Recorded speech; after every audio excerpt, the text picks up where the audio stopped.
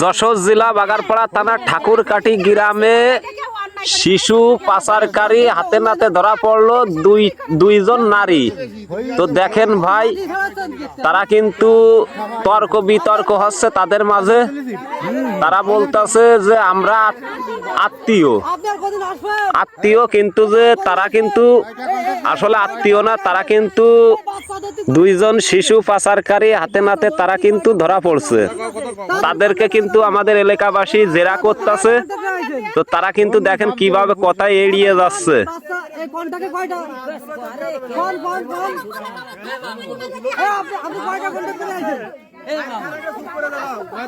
তারা কিন্তু গ্রামবাসী রাতে পায়ে ধরে মাপ চাচ্ছে। আমি চাই যে এরকম যারা আছে যে শিশু পাচারকারী তাদেরকে আইনের আওতায় দেওয়া হোক, কারণ এরা একটা সন্তান লালন পালন করতে গেলে